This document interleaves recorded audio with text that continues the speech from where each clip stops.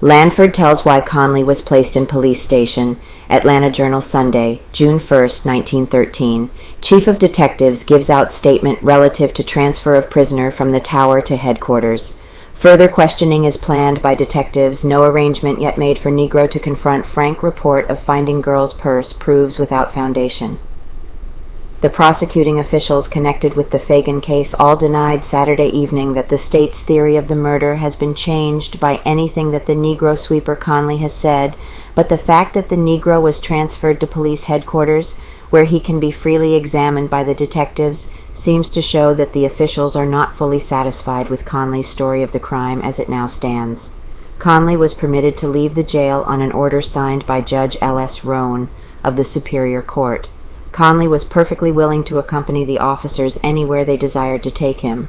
From the jail he was carried by Deputy Newt Garner to the solicitor's office, and it is said that only after the solicitor had talked with the Negro 2 hours and gone over all of the rough places in the story was the decision to take him to police headquarters rather than the jail reached. Reason for transfer. 2 reasons are assigned by Detective Chief N.A. Lanford for the removal of Conley from the Fulton County Jail back to the state cell in police headquarters, where he was imprisoned for more than 3 weeks. The first, according to the chief, is that Conley requested that he be transferred back, stating in explanation or his request that he was greatly annoyed Friday night by persons who came to visit in the tower. A second reason advanced by the chief is that the detectives themselves prefer to have Conley at police headquarters, where he will be easily accessible at any time they desire to further interview him in regard to the Phagan murder. There is so much red tape at the jail concerning the admission of officers to see prisoners, said the chief. We wanted Conley where we could get to him at any time we thought advisable. Chief Lanford says he reported to Police Chief Beavers what Conley had said, and the latter then went before Judge L.S. Roan and obtained the order for the transfer. Conley still maintains that he is ready and anxious to face Leo M. Frank, superintendent of the National Pencil Factory, with his accusations. The detectives and other state authorities are also endeavoring to bring the 2 principal figures in the murder mystery together in order that they may watch the demeanor of the 2 men. When the Negro sweeper accuses the factory superintendent of being the slayer of Mary Phagan, must get consent. The detectives will be unable to stage the dramatic meeting without the consent of Frank's attorney, Luther Z. Rosser, however, and there is little probability of his going into the matter before Monday.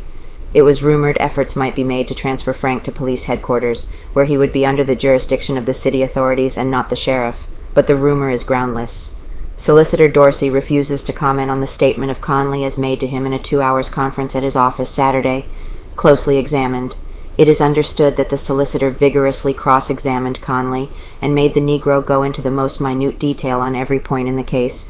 The Negro is said to have made no important variations from the story he told the detectives Thursday, and the story he recounted with illustrations, when he was carried to the scene of the tragedy on Friday afternoon.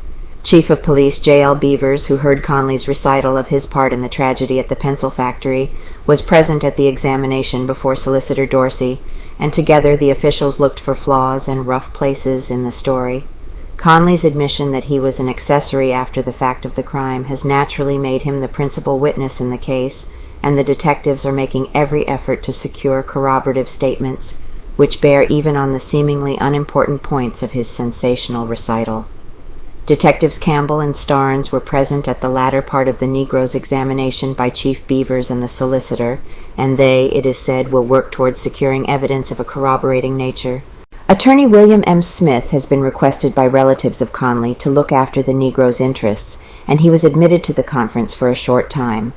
Mr. Smith made no objection to the transfer of the Negro to police headquarters and says that he is willing for Conley to remain there as long as the detectives desire to keep him. He is also desirous of bringing about the meeting of Conley and the man he accuses of the crime. Mesh bag still missing. Persistent rumor that the missing mesh bag, said to have been carried by Mary Phagan on the day she met her death and been located by the police, was silenced late Saturday night when Detective Hollingsworth asserted that the bag pawned by a Negro Wednesday and thought at first to have been the Phagan girls had been identified as the property of another. The Negro pawned the purse with Barney Morris, 92 Decatur Street, and the latter instantly became suspicious. As a result, the Negro was quizzed, but proved conclusively that the bag had been given to him by a woman for whom he worked.